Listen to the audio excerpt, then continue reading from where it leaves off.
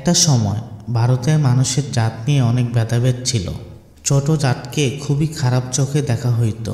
আজকের সিনেমা ভারতে 1995 সালে ঘটে যাওয়া একটি সত্য কাহিনীর আলোকে তৈরি হয়েছে।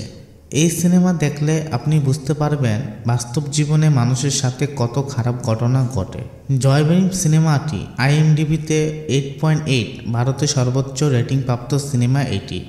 সিনেমার শুরুতে দেখা যায় সালটা 1995। জেলখানা থেকে আসামি বের হচ্ছে। জেলখানার সামনে একজন পুলিশ দাঁড়িয়ে আছে। যে আসামিগুলো বের হচ্ছে প্রত্যেককে জিজ্ঞেস করছে তাদের জাত কি। যারা ভালো জাতের তাদের বলছে চলে যাও, আর যারা নিচু জাতের তাদের বলছে পাশে দাঁড়াও।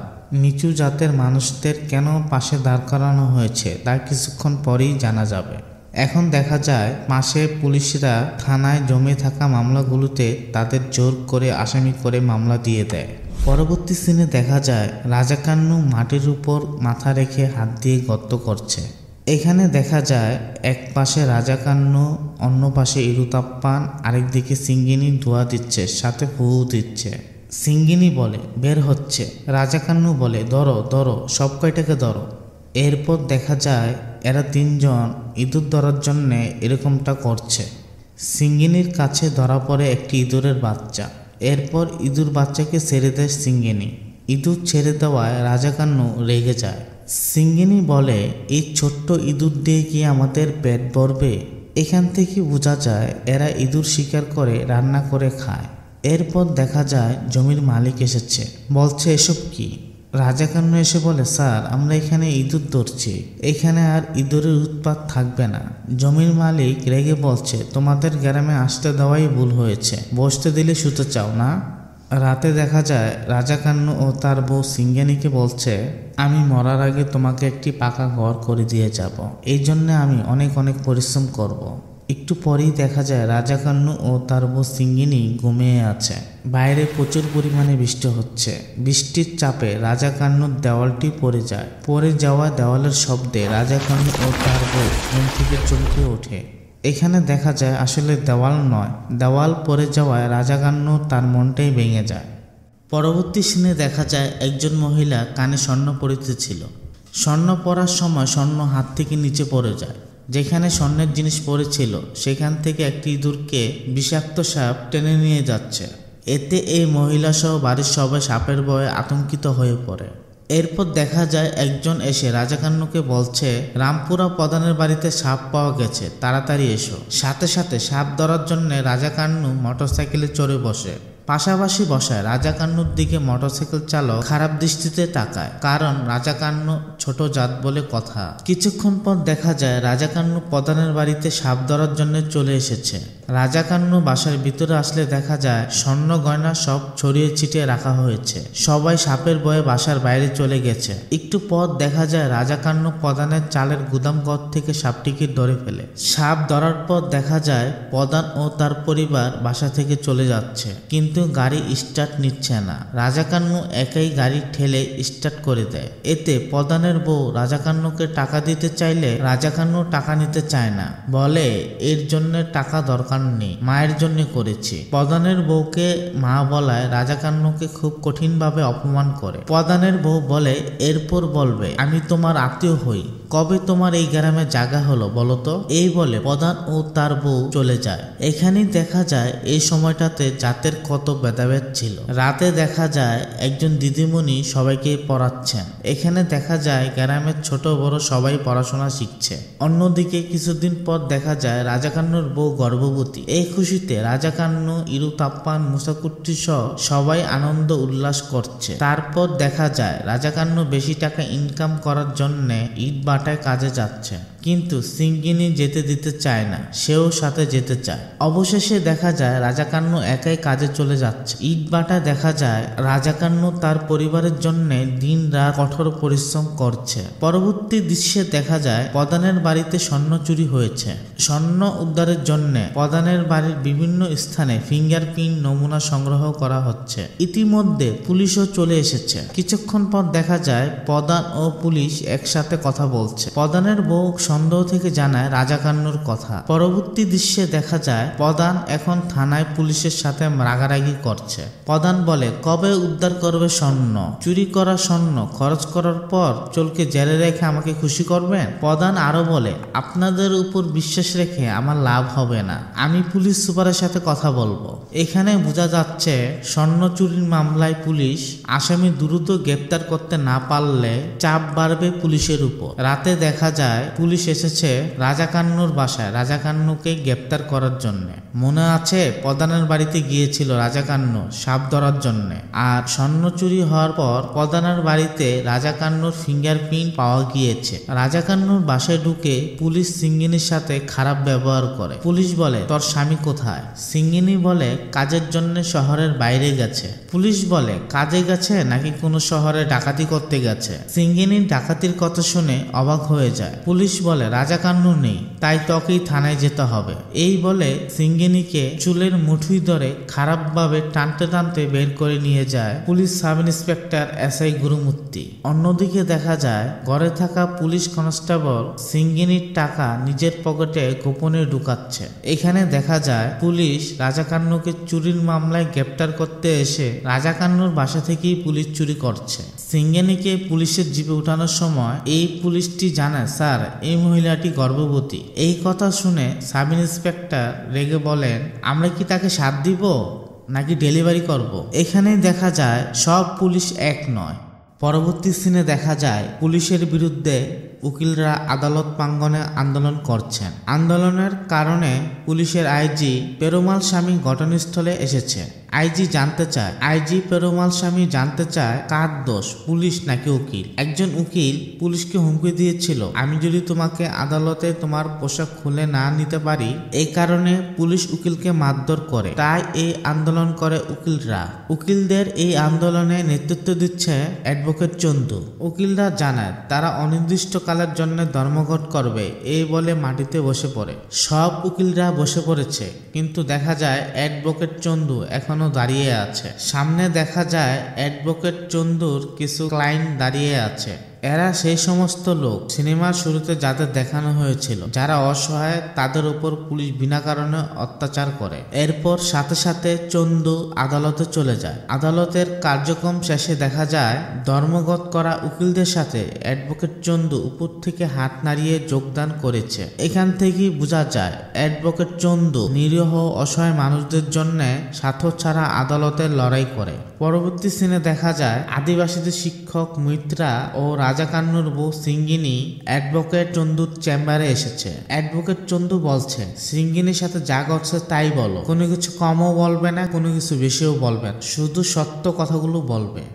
সিঙ্গিনী বলে, কিভাবে তাকে এসআই গুরুমূর্তি অন্যায়ভাবে ধরে নিয়ে যায়। পুলিশের জিপে দেখা যায় একজন পুলিশ সদস্য সিঙ্গিনীকে বলছে, একজন গরিব শ্রমিকের বউ কিভাবে সোনার রকেট পরে আছে দেখেন স্যার। সিঙ্গিনী বলে, আমরা সংসার চালাতে খাটতে পারি, তাহলে চুরি করতে যাব কেন? দেখেন এখানে একটা বিষয়, সিঙ্গিনীকে যখন এসআই গুরুমূর্তি ঘর থেকে বের করে নিয়ে যায়, তখন এই পুলিশ সদস্য সিঙ্গিনীর ঘর থেকে টাকা চুরি করেছে। এরপর দেখা যায় রাজাকান্নুর ভাই ইরুতাপ্পানের বাড়িতে এসেছে পুলিশ। ইরুতাপ্পানকে মারধর করতে করতে গ্রেপ্তার করে নিয়ে যায় এসআই গুরুমূর্তি। পরবর্তী সিনে দেখা যায় রাজাকান্নুকে গ্রেপ্তার করার জন্য পুলিশ সদস্য বীরুস্বামী ইটবাটায় এসেছে। এখানে এসেও রাজাকান্নুকে পাওয়া গেল না। সিন কাট হলে দেখা যায় এক করুণ দৃশ্য থানার ভিতরে। অন্য আসামিদের সাথে রাজাকান্নুর বউ সিঙ্গিনী ও রাজাকান্নুর ভাই ইরুতাপ্পানকে রাখা হয়েছে। দেখা যায় এই পুলিশ সদস্য এসে সিঙ্গিনীকে বলছে, তুই কি আসলে গর্ভবতী নাকি মাদক পাচার করস? এই বলে সিঙ্গিনীর পেটে হাত দেয়। বলেন, কি একটা অবস্থা। মুভি এক্সপ্লেন করতে যে আমিও শিউরে যাচ্ছি বেশ কয়েকবার। এরপর দেখা যায় এসআই গুরুমূর্তি এসে ইরুতাপ্পান ও সিঙ্গিনীকে অমানবিকভাবে মারধর করে। পরবর্তী দৃশ্যে দেখা যায় পুলিশ সদস্যরা রাজাকান্নুকে খুঁজতে তার বোনের বাড়িতে এসেছে। বীরুস্বামী বলে, তোর ভাই রাজাকান্নু সোনা চুরি করেছে, সেটা কোথায় রেখেছিস? বলে রাজাকান্নুর বোনকে মারধর করে। অন্যদিকে দেখা যায় সেই পুলিশ সদস্য এখানেও এসে খুঁজে কিছু আছে কিনা চুরি করার জন্য। এখানে একজন পুলিশ সদস্য পুরুষ লোক হয়ে একজন নারীর গায়ে হাত তুলে। অন্য পুলিশ সদস্য চুরির মামলায় আসামি গ্রেপ্তার করতে এসে সে নিজেই রাজাকান্নুর বোনের ঘর থেকে চুরি করে। পুলিশ সদস্য বীরুস্বামী রাজাকান্নুর বোনকে মারতে মারতে ঘর থেকে বাইরে নিয়ে আসে। দূর থেকে ছুটে আসে রাজাকান্নুর বাতিজা মুসাকুট্টি। এখন তো মুসাকুট্টিকেও মারধর করছে পুলিশ। পুলিশ তো রাজাকান্নুর বোন বাতিজা মুসাকুট্টিকে থানায় গ্রেপ্তার করে নিয়ে যায়। সিন কাট হলে দেখা যায় রাজাকান্নু ট্রাক থেকে নামছে পরিবারদের প্রিয় মানুষদের সাথে দেখা করার জন্য। রাজাকান্নু আসছে পরিবারের কাছে। এখানে যে এত ঘটনা ঘটে গেল সে তো এখন কিছুই জানে না। পরবর্তী দৃশ্যে দেখা যায় থানা থেকে বের করে দেওয়া হয়েছে রাজাকান্নুর বউকে। থানায় রইল রাজাকান্নুর বোন, ভাই ইরুতাপ্পান ও রাজাকান্নুর বাতিজা মুসাকুট্টি। নারী পুরুষ নির্বিশেষে এই তিনজনকে অমানবিকভাবে মারধর করছে এসআই গুরুমূর্তি। এটা খুব করুণ দৃশ্য। যারা ছবি দেখেছেন তারাই জানেন। এই তিনজনের আত্মচিৎকার শুনে রাজাকান্নুর বউ থানার বাইরে অজরে কাঁদছে। সিন কাট হলে দেখা যায় রাজাকান্নু এসেছে। প্রধানের লোকজন রাজাকান্নুকে মারধর করতে করতে বেঁধে ফেলেছে। কিছুক্ষণ পর দেখা যায় এসআই গুরুমূর্তি এসেছে। এখানে অমানবিকভাবে মারতে মারতে রাজাকান্নুকে থানায় নিয়ে যাচ্ছে পুলিশ সদস্য গুরুমূর্তি। রাতে দেখা যায় মুসাকুট্টিকে দড়ি দিয়ে ঝুলিয়ে অমানবিকভাবে মারছে। পাশে পড়ে আছে রাজাকান্নু। তাকে হাত পা বেঁধে নিষ্ঠুরভাবে নির্যাতন করছে পুলিশ সদস্যরা। পুলিশ সদস্য বীরুস্বামী বলে, চুরি করা স্বর্ণ কোথায় রেখেছিস বল, আমরা তোদের ছেড়ে দিব। এই বলে রাতভর নির্যাতন করে এদের ওপর। এরপর বীরুস্বামী বলছে এদেরকে এভাবে হবে না, এদেরকে প্রাকৃতিক বৈশেষ ওষুধ দিতে হবে। দেখা যায় পুলিশ সদস্যরা কাঁচা মরিচ বেটে রাজাকান্নুর কাঁচা স্থানে কাঁচা মরিচ বাটা লাগিয়ে দিচ্ছে আর বলছে অপরাধ স্বীকার কর। রাজাকান্নু বারবার বলে, স্যার যে অপরাধ করিনি সেই অপরাধ আমি কেমনে স্বীকার করব? স্যার আমি সত্যি বলছি আমি চুরি করিনি। পরবর্তী দৃশ্যে দেখা যায় পুলিশ সদস্য বীরুস্বামী ও সেই মার্কা মারার চোর পুলিশ সদস্য একসাথে বসে মদ খাচ্ছে। দেখা যায় থানার লকআপের ভিতরে মুসাকুট্টি বলছে, আপনারা দয়া করে আমাদের সঙ্গে থাকা এই মহিলাকে বাড়ি যেতে দিন। তারপর দেখা যায় সেই মার্কা মারা চোর পুলিশ সদস্য লকারের ভিতরে এসে বলছে, এদের ভিতর কে পুরুষ মানুষ? এই বলে রাজাকান্নুর বোনের কাপড় খুলে উলঙ্গ করে দেয়। মুসাকুট্টিকে মেরে মেরে বলে, যা এখন তুই তোর আসল পুরুষত্ব দেখা। এই বলে মারতে থাকে। এই সিনেমার অনেকগুলো করুণ হৃদয় বিদারক দৃশ্য রয়েছে। আমি সবার কাছে রিকোয়েস্ট করি এই সিনেমাটি দয়া করে দেখবেন, আপনার বিবেককেও নাড়িয়ে দেবে। সিঙ্গেনি এই অসহায় কাহিনী অ্যাডভোকেট চন্দ্রকে শোনাতে শোনাতে নিজেই কাঁদছে। এই ঘটনার পর রাজাকান্নুর বোন বিষ খেয়ে আত্মহত্যা করতে চেয়েছিল। অ্যাডভোকেট চন্দু বলে, থানায় কি হয়েছে সেটা আমাকে খুলে বলো। সিঙ্গেনি বলে, সিঙ্গানি দেখতে পায় লকারের ভিতরে অমানবিকভাবে রাজাকান্নুকে মেরে ঝুলিয়ে রেখেছে। এই নিষ্ঠুর দৃশ্য দেখে সিঙ্গানি হাউমাউ করে চিৎকার করে ওঠে।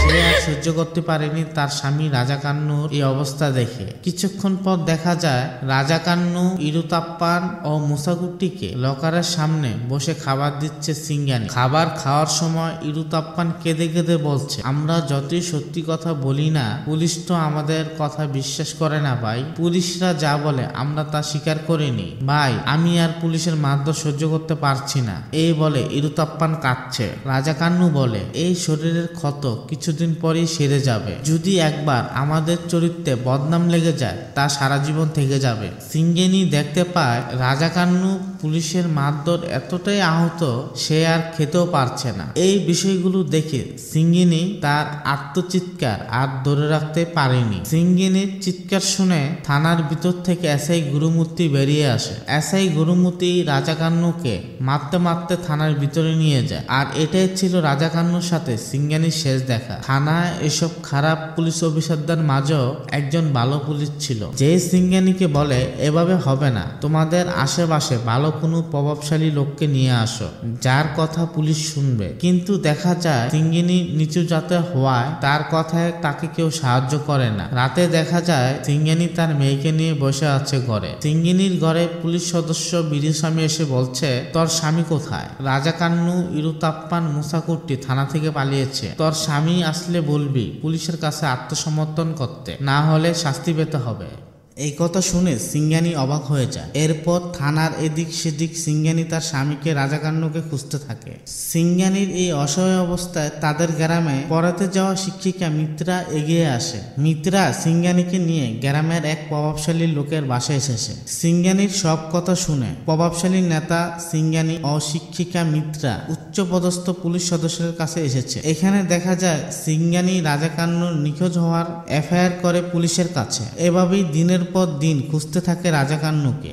এই নিষ্ঠুর কাহিনী বলতে বলতে সিঙ্গানি কান্নায় ভেঙে পড়ে। শিক্ষিকা মিত্রা বলেন, আমরা তাদেরকে অনুসন্ধান করেও কোনো খবর পাইনি। কিছুদিন পর দেখা যায় থানা থেকে পুলিশ সদস্যরা সিঙ্গানিকে দেখেছে আর একটা রিপোর্ট তাদের হাতে দেয়। তারা 3 জন থানা থেকে পালিয়েছে আর এই 3 জন যে স্বর্ণ চুরি করেছে সেটারও যথেষ্ট প্রমাণ পাওয়া গেছে। এরপর সিঙ্গানি সিদ্ধান্ত নেয় সে পুলিশের বিরুদ্ধে মামলা করবে, কিন্তু এসব কাহিনী শুনে কোনো পুলিশ আমাদের মামলা নিতে চায় না।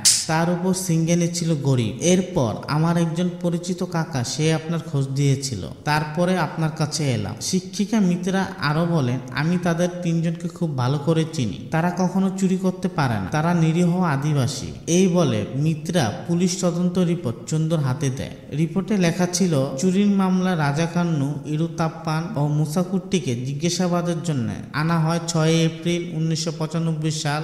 এই 3 জন পুলিশকে প্রতারিত করে রাতেই পালিয়ে যায় থানা থেকে। এই 3 জনের পালানোর ঘটনা নিচে কয়েকজন সাক্ষীর বয়ানও রয়েছে। সারা রাত রিপোর্ট দেখে অ্যাডভোকেট চন্দ বুঝতে পারে এই 3 জনের বিরুদ্ধে যথেষ্ট সাক্ষী প্রমাণ রয়েছে, তারা জেল থেকে পালিয়েছে। সারা রাত ভেবে অ্যাডভোকেট চন্দু রাজাকান্নুর নিখোঁজ হওয়ার ও এই মামলার তদন্ত পুলিশ অফিসারদের আদালতে হাজির হওয়ার জন্য একটি পিটিশন দাখিল করে। পরের দিন দেখা যায় অ্যাডভোকেট চন্দু ও সিঙ্গানি আদালতে চলে এসেছে। আদালতের ভিতরে অ্যাডভোকেট চন্দু সিঙ্গানিকে বলছে, যাই জিজ্ঞেস করুক সত্যি কথা বলবে, সত্যি পারে আমাদের বাঁচাতে। কিছুক্ষণ পর আদালতের কার্যক্রম শুরু হয়। এরপর অ্যাডভোকেট চন্দু শুনানি শুরু করে। চন্দু বলেন, আবেদনকারী সিঙ্গানি একজন আদিবাসী মহিলা, তার স্বামী পুলিশ হেফাজত থেকে নিখোঁজ। সিঙ্গানি জানে না তার স্বামী কোথায়। এই আদালত একমাত্র সিঙ্গানি স্বামীকে ফিরে পাবার শেষ আশা। আদালতের 2 জন বিচারপতি মামলার পিটিশন দেখে আগামী 3 দিনের ভিতর রাজাকান্নু নিখোঁজ হওয়ার মামলা শুনানি ধার্য করে। 3 দিন পর রাজাকান্নুর মামলার শুনানি শুরু হয়। সরকারি পক্ষের পিপি বলেন, রাজাকান্নু, ইরুতাপ্পান, মুসাকুট্টি এই 3 জনকে চুরির মামলায় জিজ্ঞাসাবাদের জন্য থানায় নিয়ে এসেছিলেন। রাতের বেলা থানার লকার থেকে পালিয়েছেন এই 3 জন। এই বলে পুলিশ পক্ষের উকিল 3 জনের বিরুদ্ধে আদালতে প্রতিবেদন জমা দেয়। প্রতিবেদন দেখে আদালতের বিচারপতি জানা, এই প্রতিবেদনে রাজাকান্নুর পালানোর প্রত্যক্ষ সাক্ষী প্রমাণ রয়েছে। যথাযথ প্রমাণ ছাড়া এই মামলা খারিজ করতে আমরা বাধ্য হব। অ্যাডভোকেট চন্দু যুক্তি দিয়ে বলেন, যদি ধরে নেই রাজাকান্নু চুরি করেছে তাহলে রাজাকান্নুকে শাস্তি দেওয়ার জন্য আইনের ব্যবস্থা নিতে হবে। এই জন্য রাজাকান্নুর পালানোর ঘটনায় প্রতিবেদন উল্লিখিত সাক্ষীকে আদালতে জিজ্ঞাসা করব। এভাবেই যুক্তি দিয়ে অ্যাডভোকেট চন্দু সাক্ষীদের জিজ্ঞাসাবাদের অনুমতি নিয়ে নেয়। পরবর্তী দৃশ্যে দেখা যায় মামলার খুঁটিনাটি বিষয় জানার জন্য অ্যাডভোকেট চন্দু সিঙ্গানির বাসায় এসেছে। শুনানির সময় পর্যন্ত অ্যাডভোকেট চন্দু রাজাকান্নুর মামলাটি খুব ভালোভাবে তদন্ত করে তথ্য সংগ্রহ করছে। পরবর্তী দৃশ্যে দেখা যায় আদালতে রাজাকান্নুর মামলার শুনানি শুরু হয়েছে। এইদিকে দেখা যায় আদালতে এসআই গুরুমূর্তি, পুলিশ সদস্য বীরস্বামীও এসেছে। শুরু হয় আদালতের কার্যক্রম। রাজাকান্নুর মামলার প্রথম সাক্ষী ডাক্তার মহেশ আদালতে কাঠগড়ায় উঠেছে সাক্ষ্য দেওয়ার জন্য। অ্যাডভোকেট চন্দু ডাক্তার মহেশকে জিজ্ঞেস করে, রাজাকান্নু, ইরুতাপ্পান, মুসাকুট্টিকে চিকিৎসা আপনি করেছেন? আপনি কতদিন যাবত আপনার ক্লিনিক চালাচ্ছেন? ডাক্তার মহেশ বলে, হ্যাঁ স্যার, 8 বছর হলো। অ্যাডভোকেট চন্দু বলে, আপনি কত সালে ডাক্তারির ডিগ্রি কমপ্লিট করেছেন? কোন রাজ্য থেকে পাশ করেছেন? ডাক্তার মহেশ অ্যাডভোকেট চন্দুর কথা শুনে রীতিমতো হিমশিম খেয়ে চেহারা ঘাম মুছছে। এখান থেকে বোঝা যাচ্ছে ডাক্তারের ভিতরও ভেজাল আছে। ডাক্তার মহেশ বলছে, আমি একজন আয়ুর্বেদিক ডাক্তার। অ্যাডভোকেট চন্দু বলেন, তাহলে আপনি কেন রোগীকে অ্যালোপ্যাথি ওষুধ লিখে দিন? ক্লিনিকের বাইরে কেন সাইনবোর্ডে লিখেছেন মহেশ MBBS? এসব প্রমাণ সহ প্রতিবেদন আদালতে জমা দেয়। চন্দু জানায় শুধু সাক্ষী নয়, ডাক্তারও ফেক। এরপর একে একে আরো 2 জন সাক্ষী দেয়। ডাক্তার মহেশ মিথ্যা সাক্ষী ও আয়ুর্বেদিক হয়ে অ্যালোপ্যাথিক চিকিৎসা দেওয়ায় আদালতের বিচারপতি মহেশের বিরুদ্ধে জালিয়াতি মামলা দায়ের করা হয়। এই রায় শুনানি করার সময় অ্যাডভোকেট চন্দু জানায়, এই মামলার তদন্ত অফিসার বাসুদেবকে জিজ্ঞাসাবাদ করতে চাই। এখন দেখা যায় সরকারি পক্ষের পিপি অর্থাৎ সরকারি পক্ষের উকিল তদন্ত অফিসারকে শিখিয়ে দিচ্ছে প্রতিবেদনে যাই আছে তাই বলবেন। উকিল যদি প্রশ্ন করে আপনাকে নার্ভাস করে তাহলে আপনি বলবেন আমার মনে নেই। কিছুক্ষণ পর শুনানি শুরু হয়। অ্যাডভোকেট চন্দু তদন্ত অফিসারকে জিজ্ঞেস করে এটা কি আপনার দেওয়া প্রতিবেদন? তদন্ত অফিসার বলে এটা আমার দেওয়া প্রতিবেদন। অ্যাডভোকেট চন্দু বলে এই প্রতিবেদনে কি লেখা আছে আপনি জানেন? তদন্ত অফিসার বলে জিজ্ঞাসা করেন আমি অক্ষরে অক্ষরে বলতে পারবো কি লেখা আছে। অ্যাডভোকেট চন্দু বলেন কেন এত ভালোভাবেই মুখস্থ করেছেন? অ্যাডভোকেট চন্দু বলেন পালিয়ে গিয়ে এরা তিনজন যে মেডিকেল ফার্মেসিতে গিয়েছিল তা থানা থেকে কতটুক দূরে? তদন্ত অফিসার বলে দোকানটার নাম ও medical salesman mister Binod. Advocate Chandu বলেন আপনি যা মুখস্থ করেছেন তা নয়, শুধু বলেন থানা থেকে কতটুক দূরে মেডিকেল ফার্মাসিটি। তদন্ত পুলিশ অফিসার বলে মনে হয় কিছুটা দূরে হবে।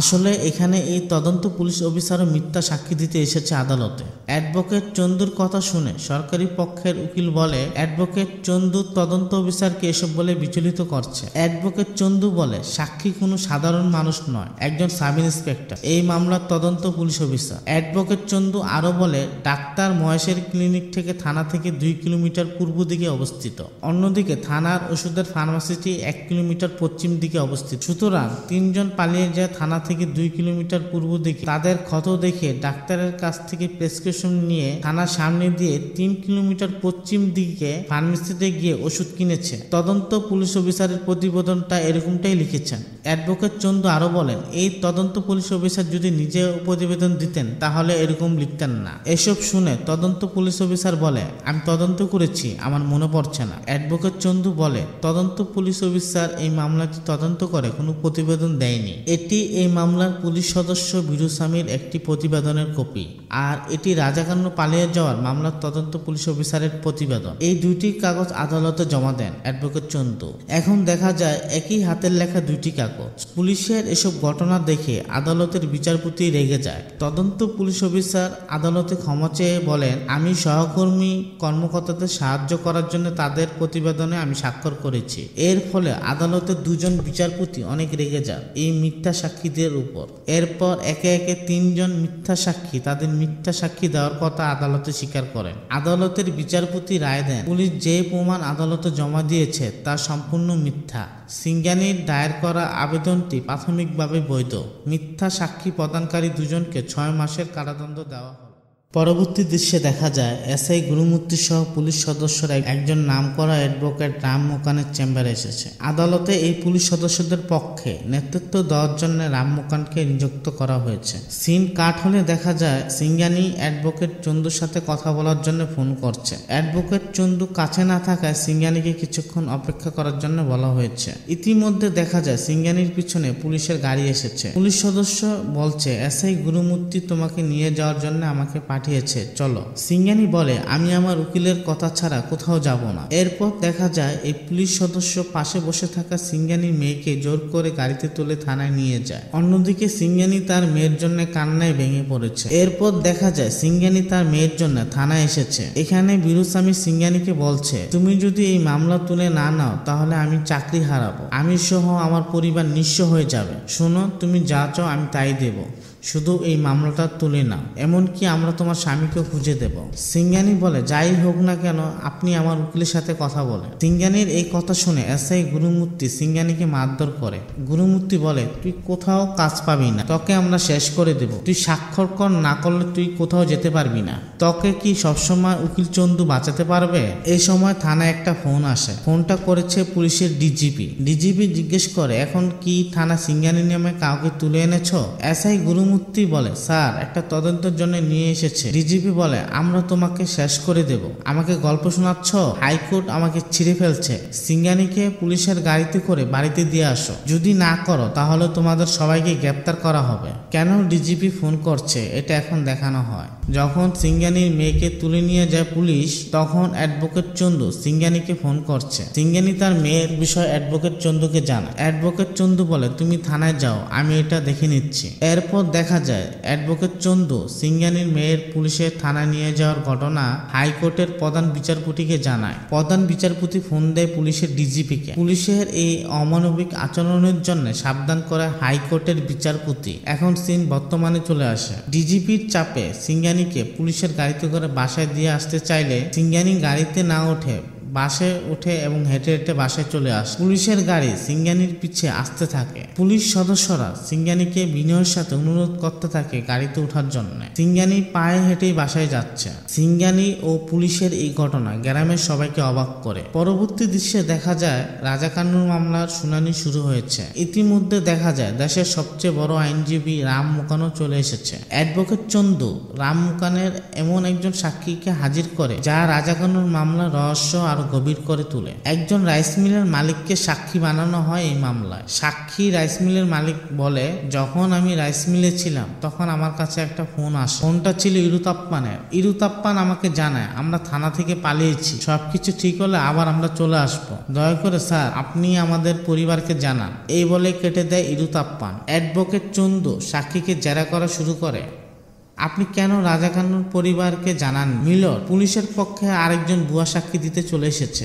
রাইস মিলের মালিক বলে, আমি বলেছি, আমি 3 পরিবারকে একসাথে বলেছি। এই সম্পর্কে সিঙ্গানিকে জিজ্ঞাসা করতে পারে। দেখা যায় সিঙ্গানি চুপচাপ। তার এই নীরবতাই বলে দেয় এই সাক্ষী সত্য কথা বলছে। এই পর্যায়ে এই মামলাটা এখানে খারিজ হয়ে যাচ্ছিল। এমতো অবস্থায় অ্যাডভোকেট চন্দু আদালতের বিচারপতির কাছে পরবর্তী শুনানির জন্য অনুরোধ করে। আদালত পরবর্তী শুনানি ধার্য করে। পরবর্তী দেখা যায় অ্যাডভোকেট চন্দু খুবই রেগে আছে। চন্দু বলছে, তোমার কাছে কোনো সাক্ষী বা প্রমাণ না থাকলে আমি বিশ্বাস করতাম তুমি সত্য বলছো। তুমি আমার কাছে সত্য লুকিয়েছো, এটাই আমার দোষ। আদিবাসীদের শিক্ষক মিত্রা বলছে, আমি সিঙ্গানিকে বলেছিলাম আপনাকে না বলতে। ফোন কলের কথা শুনে কোনো উকিল মামলা নিচ্ছিল না। এই কারণে আমি ভেবেছিলাম এই সত্য আপনার কাছে গোপন করা উচিত।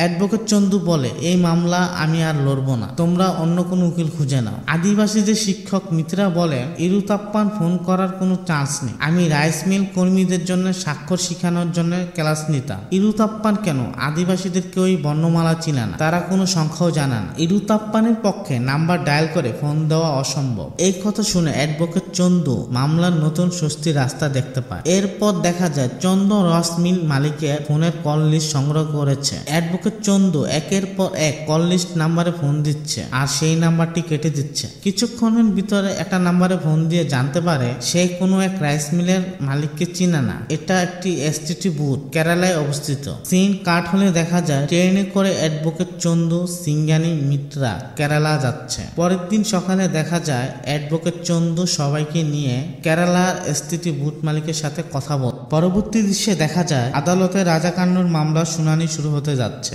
এর মধ্যে দেখা যায় সে এসটিটি বুথ মালিক আদালতে চলে এসেছে, তারও সাক্ষী গ্রহণ করা হবে আদালতে। ফোন এসটিটি বুথ মালিক আদালতে বলে, ফোনে যেখানে একজন দাঁড়িয়ে কথা বলা উচিত আমি দেখি সেখানে 3 জন দাঁড়িয়ে কথা বলছে। এটা আমাকে দৃষ্টি আকর্ষণ করে, তাই আমি এসটিটি বুথের কাছে যাই। আমি কাছে গেলে একজন লোক এসে আমাকে বলে, আমরা তামিলনাড়ুর পুলিশ সদস্য, ভিতরে যিনি আছেন সে আমাদের সাব ইন্সপেক্টর, তিনি গুরুত্বপূর্ণ একটি মামলার বিষয়ে কথা বলছে। অ্যাডভোকেট চন্দু সাক্ষীকে বলে, আপনি কি তাদের দেখলে চিনতে পারবেন? চন্দুর কথা শুনে এসটিটি ফোন বুথ মালিক আদালতে বসে থাকা এসআই গুরুমূর্তি, বীরস্বামী ও পুলিশ সদস্যকে দেখিয়ে দেয়। অ্যাডভোকেট চন্দু বলে, মিলর্ড, আমি সাব ইন্সপেক্টর গুরুমূর্তিকে ডাকতে চাই। অ্যাডভোকেট চন্দু এসআই গুরুমূর্তিকে জিজ্ঞেস করে, আপনি কি সেই এসটিটি বুথ ফোনের ভিতর ছিলেন? এসআই গুরুমূর্তির এই নীরবতাই বলে দেয় সে ফোন বুথের ভিতর ছিল। কিছুক্ষণ পর এসআই গুরুমূর্তি বলে, রাজাকান্নু সহ 3 জন পালিয়ে যাওয়ায় আমরা 3 জনের পালিয়ে যাওয়া ঘটনা সাজাতে আমি ইরুতাপ্পান হয়ে আমি রাইস মিলের মালিকের কাছে ফোন করেছিলাম। এসআই গুরুমূর্তির সব কথা শুনে অ্যাডভোকেট চন্দু বলে, পুলিশ বারবার মিথ্যা আশ্রয় নিয়ে নিজেদের অন্যায় ডাকবার জন্য মামলাটা ভুল দিকে টেনে নিয়ে যাচ্ছে। আমরা রাজাকান্নু মামলাটি সিবিআই তদন্ত চাই। আদালত অ্যাডভোকেট চন্দুর অনুরোধ গ্রহণ করে রাজাকান্নুর মামলাটি পুলিশের আইজি পেরুমাল স্বামীকে তদন্ত করার দায়িত্ব দেন। তিনি খুব সৎ পুলিশ অফিসার ছিলেন। পরবর্তী দৃশ্যে দেখা যায় অ্যাডভোকেট চন্দু ও পুলিশের আইজি পেরুমাল স্বামী রাজাকান্নুর মামলার তদন্ত করার জন্য আদিবাসীদের গ্রামে এসেছে। আদিবাসীরা একে একে তাদের উপর পুলিশের অত্যাচারের কথা আইজি পেরুমাল স্বামীকে জানায়। এক আদিবাসী বলে, আমি রাস্তায় হাঁটছিলাম, পুলিশ আমাকে ধরে নিয়ে মোটরসাইকেল চুরির মামলা দিয়ে দেয়। আমি কখনো সাইকেলও চালাইতে পারি না। এভাবেই আদিবাসীরা তাদের উপর হয়ে যাওয়া পুলিশের অত্যাচারের কথা জানায়। সর্বশেষ একটা শিশু জানায় তার বাবাকে পুলিশ খুঁজতে এসে তার বাবাকে না পেয়ে পুলিশ তাকেই নিয়ে যায়। এরপর আমি স্কুলে গেলে কারো একটা রাবার হারাইলেও সবাই আমার ব্যাগ চেক করে, সেই লজ্জায় আমি আর স্কুলে যাই না। সিন কাট হলে দেখা যায় আইজি পেরুমাল স্বামী রাজাকান্নু মামলার তদন্তের জন্য থানার সব পুলিশকে ডেকে এনেছে। সিনেমার শুরুতে রাজাকান্নু যখন থানায় ছিল তখন একজন ভালো পুলিশকে দেখিয়েছিল যার বিবেক আছে। এই পুলিশ সদস্যকে জিজ্ঞেস করার সময় আইজি পেরুমাল স্বামীকে জানায় পুলিশ কিভাবে সবার সামনে রাজাকান্নুর বোনের কাপড় খুলে উলঙ্গ করে মারধর করেছিল। পুলিশের আইজি পেরুমাল স্বামী বুঝতে পারে রাজাকান্নু ও তার পরিবারের সাথে এসআই গুরুমূর্তি সহ বাকি পুলিশ সদস্যরা কতটা খারাপ অন্যায় করেছিল। পরবর্তী দৃশ্যে দেখা যায় আইজি পেরুমাল স্বামী সহায়তা অ্যাডভোকেট চন্দু আশেপাশে প্রতিটা কারাগারে খোঁজ চালাচ্ছে রাজাকান্নু ইরুতাপ্পান ও মুসাফুরটির অনুসন্ধানে। এতেও হদিশ মিলল না কারো। এরপর দেখা যায় অ্যাডভোকেট চন্দু আইজি পেরুমাল স্বামী আশেপাশে থানায় বিগত অজ্ঞাত মারা যাওয়া লাশের খোঁজ করছিল। কিছুদিনের মধ্যেই গত লাশের ছবির ভিতর রাজাকান্নুর ছবি পাওয়া যায়। পুলিশ তদন্তে জানা যায় রাজাকান্নু বেশ কিছুদিন আগে তামিলনাড়ু সীমান্তে তার লাশ পাওয়া যায়। আর এখন এই খবরটা জানার পর সিঙ্গানি মানসিকভাবে ভেঙে পড়ে। সে কোনোভাবেই বিশ্বাস করতে চায়নি তার স্বামী রাজাকান্নু মারা গেছে। অন্যদিকে পুলিশের জন্য মামলাটা দিন দিন কঠিন হয়ে যাচ্ছে। এই জন্য পুলিশ সদস্যরা তাদের আইনজীবী রাম মোকানের কাছে সমস্ত সত্য ঘটনা খুলে বলে। পুলিশের এসআই গুরুমূর্তি বলে সে রাজাকান্নুকে চুরির মামলার কথা স্বীকার করার জন্য অনেক মারধর করে। সেই রাতেই রাজাকান্নু মারা যায়। এতে থানার 3 পুলিশ সদস্য খুব বিচলিত হয়ে পড়ে। এসআই গুরুমূর্তির নির্দেশে সমস্ত থানায় জানিয়ে দেওয়া হয় রাজাকান্নু ইরুতাপ্পান ও মুসাকুট্টি থানা থেকে পালিয়েছে। এখন দেখা যায় পুলিশ সদস্য রাজাকান্নুর লাশ গোপনে গাড়িতে করে তামিলনাড়ু শেষ সীমান্তে ফেলে দেয়, যাতে সবাই বুঝতে পারে রাজাকান্নু থানা থেকে পালিয়ে গাড়ির ধাক্কা অ্যাক্সিডেন্ট করে মারা গেছে। এই সমস্ত সত্য ঘটনা শুনে পুলিশ পক্ষের উকিল বলে, আপনারা এই কথা আর কারো কাছে শেয়ার করবেন না, আমি আপনাদের বিষয়টা দেখে নিচ্ছি। পরবর্তী দৃশ্যে দেখা যায় রাজাকান্নুর মামলা আদালতে শুনানি শুরু হয়েছে। পুলিশ পক্ষের উকিল বলে থানা থেকে পালানোর সময় দুর্ঘটনা রাজাকান্নুর মৃত্যু হয়। পুলিশের তথ্যে এরকমটা উঠে এসেছে। পুলিশ বাকি 2 জন ইরুতাপ্পান ও মুসাফুরটিকে খুঁজছে। এই মামলাটি এখানে খারিজ করা হোক। এসব শুনে অ্যাডভোকেট চন্দু বলে নিরীহ রাজাকান্নুকে পিটিয়ে লাশ করিয়ে রাস্তায় ফেলে দেওয়া হয়েছিল। আমরা জানি না বাকি 2 জন আছে নাকি মরে গেছে। পুলিশ পক্ষের উকিল বারবার বলে নিতান্তই এখানে পুলিশরা নির্দোষ, আর এখানে প্রমাণ আছে রাজাকান্নু সহ 3 জনের চুরির জিনিসপত্র নিয়ে পালিয়েছে। এখানে একমাত্র পুলিশই নির্দোষ। এসব কথা শুনে অ্যাডভোকেট চন্দু বলে আমি নির্দোষ পুলিশ বীরুস্বামীকে কিছু প্রশ্ন করতে চাই। অ্যাডভোকেট চন্দু পুলিশ সদস্য বীরুস্বামীকে বলে আপনি প্রতিবেদনে লিখেছেন তারা 3 জন রাত 9:50 পালিয়ে যায়, তাহলে আপনি কখন এসআই গুরুমূর্তিকে খবরটি জানিয়েছেন? বীরুস্বামী বলে 10:10 সাব ইন্সপেক্টরকে ফোনে জানিয়েছিলাম রাজাকান্নু সহ 3 জন পালিয়ে যাওয়ার ঘটনা। অ্যাডভোকেট চন্দু বলে মাইলর্ড, আমি এই আদালতে রাজাকান্নুর মামলায় কিছু গুরুত্বপূর্ণ বিষয় তুলে আনতে চাই। রাত 9:50 রাজাকান্নুর পালানোর ঘটনা সাধারণ ডায়েরিতে এন্ট্রি রয়েছে। এই বলে ওই দিনের থানার সকল কল লিস্টের তালিকা আদালতে জমা দেন। কল লিস্টের তালিকা অনুযায়ী রাত 9:10 এসআই গুরুমূর্তিকে বাসায় একটা ফোন কল করা হয়েছিল, আর রাত 9:50 পর থেকে থানা থেকে আর ফোন করা হয়নি। এখানে আদালতের বিচারপতিরা বুঝতে পারেন পুলিশরা আদিবাসীদের উপর অন্যায় অবিচার করে। অ্যাডভোকেট চন্দু আরো বলেন 3 জনের ভিতর রাজাকান্নু মারা গেছে। আমরা জানি না ইরুতাপ্পান ও মুসাকুট্টির কি হয়েছে। এই 2 জনকে পাওয়া গেলে আসল সত্য ঘটনা জানা যাবে। পরবর্তী দৃশ্যে দেখা যায় অ্যাডভোকেট চন্দু রাজাকান্নুর মামলাটি আবারও তদন্ত শুরু করেছে। অ্যাডভোকেট চন্দু জানতে পারে এসআই গুরুমূর্তি 3 বছর পূর্বে কেরালার থানায় কর্মরত ছিল। এখনো এসআই গুরুমূর্তির সাথে আগের থানার সাথে খুবই ভালো সম্পর্ক রয়েছে। অ্যাডভোকেট চন্দু ভাবে আমরা যদি ওই থানার কারাগারে খোঁজ করি বাকি 2 জনের খোঁজ পেতে পারি। রাতে দেখা যায় অ্যাডভোকেট চন্দু আদিবাসীদের শিক্ষক মিত্রা ট্রেনে করে এসআই গুরুমূর্তি 3 বছর আগে কর্মরত থানায় কারাগারে যাচ্ছে। কারাগারে একে একে সব আসামিকে সামনে আনা হলো। শিক্ষিকা মিত্রা ইরুতাপ্পান ও মুসাকুট্টিকে খুঁজে পায়। ইরুতাপ্পান ও মুসাকুট্টি কারাগার থেকে যাওয়ার সময় শিক্ষক মিত্রাকে জিজ্ঞেস করে দিদি আমার ভাই রাজাকান্নু ভালো আছে? তারা তখনও জানতো না রাজাকান্নু মারা গেছে। অন্যদিকে দেখা যায় অ্যাডভোকেট চন্দু রাজাকান্নু মারা যাওয়ায় ডাক্তারের সাথে তদন্ত শুরু করেছে। অ্যাডভোকেট চন্দু এই মামলাটি জিতার জন্য অনেকগুলো প্রমাণও হাতে পেয়ে যায়। অন্যদিকে দেখা যায় পুলিশের ডিজিপি সিঙ্গানির সাথে দেখা করছে। ডিজিপি বলে যথেষ্ট পরিমাণ টাকা দেওয়া হবে, আপনি পুলিশের বিরুদ্ধে দায়ের করা এই মামলাটি তুলে নিন। সিঙ্গানি বলে আমার কাছে হয়তো প্রচুর টাকা থাকবে, আমার সন্তানেরা যদি আমাকে জিজ্ঞেস করে আমার বাবা কোথায়, তাহলে আমি বলবো তোমার বাবাকে যারা হত্যা করেছে তারা এতগুলো টাকা দিয়েছে। সিঙ্গানি আরো বলে এই মামলা আমি জিতবো কিনা জানি না, কিন্তু আমি বাচ্চাদের বলতে পারবো লড়াই করেছি। এই বলে সিঙ্গানি ডিজিপির অফিস থেকে চলে যায়। পরবর্তী দৃশ্যে দেখা যায় আদালতে শুনানি শুরু হয়েছে। আদালতে মুসাগুট্টি ইরুতাপ্পানকে সাক্ষী দেওয়ার জন্য আনা হয়েছে। ইরুতাপ্পান বলে তিনজনকে খুব নিষ্ঠুরভাবে অত্যাচার করতে থাকে, আর একটা সময় রাজাকান্নুকে মাটিতে ফেলে বুকে লাথি মারতে শুরু করে। পুলিশের এই নিষ্ঠুর অত্যাচার সহ্য করতে না পেরে রাজাকান্নু ও ইরুতাপ্পান লকারের ভিতরেই অজ্ঞান হয়ে যায়। অনেক সময় কেটে যাওয়ার পর এদের জ্ঞান না ফিরে এদের চোখে মুখে পানি ছিটিয়ে দেওয়া হয়, কিন্তু কোনোভাবেই এদের দুজনের জ্ঞান ফিরে না। কিছুক্ষণ পর বীরুস্বামী এদের চোখে গুঁড়ামরিচের গুঁড়া দিতে থাকে, আর এই প্রচন্ড জ্বালা সহ্য করতে না পেরে ইরুতাপ্পানের ওইখানেই জ্ঞান ফিরে আসে। এরপর রাজাকান্নুর চোখে লঙ্কার গুরু দিলে রাজাকান্নুর জ্ঞান ফিরে না। অ্যাডভোকেট চন্দু বলে এত মারধর ও বুকে লাথি দেওয়ার ফলে ওই রাতেই রাজাকান্নু মারা যায়। রাজাকান্নুর মৃত্যু থানায় হয়েছিল। এই বিষয়টা প্রমাণ করার জন্য অ্যাডভোকেট চন্দু ডাক্তারকে আদালতে নিয়ে আসে। এই ডাক্তার রাজাকান্নু মারা যাওয়ার পর রাজাকান্নুর লাশ ময়নাতদন্ত করে। রাজাকান্নু বলে রাজাকান্নুর লাশ পোস্টমর্টম করার সময় চোখে, দাড়ি, গোপ, মুখে বিশেষ ধরনের একটা পাউডার পাই, যা আমি ল্যাবে পাঠাই। এই পাউডার পরীক্ষা করার পর জানা যায় এটা কোনো বিষ না, এটা মরিচের গুঁড়া। চোখে মরিচের গুঁড়া লাগিয়ে রাস্তার বাইরে আসা কোনোভাবেই সম্ভব না। পোস্টমর্টমে আরো জানা যায় লঙ্কার গুঁড়া পড়ার পরও রাজাকান্নু কোনো রিয়েক্ট করেনি, অর্থাৎ রাজাকান্নুর মৃত্যু আর আগেই হয়ে যায়। অ্যাডভোকেট চন্দু বলে যেখানে রাজাকান্নুর লাশ পাওয়া গেছে তার পাশেই গাড়ির দাগ ছিল, যা এসআই গুরুমূর্তি গাড়ির চাকার সাথে মিলে যায়। এছাড়া রাজাকান্নুর লাশের পাশে বেশ কিছু জুতার ছাপ পাওয়া গেছে। এই ছাপগুলো তিনজন পুলিশের জুতার ছাপের সাথে হুবহু মিলে যায়। সর্বশেষ রাজাকান্নুর মামলার পুলিশের আইজি পেরুমাল স্বামীকে সাক্ষী দেওয়ার জন্য ডেকে আনা হয়। পেরুমাল স্বামী বলে এসআই গুরুমূর্তি সহ আরো তিনজন পুলিশ সদস্য আসল চোর শনাক্ত করে তার কাছ থেকে ঘুষ খেয়ে রাজাকান্নুকে চুরির মামলায় ফাঁসানোর চেষ্টা করে। এভাবেই রাজাকান্নুর সাথে ঘটে যাওয়া সত্য ঘটনা আদালতে চলে আসে।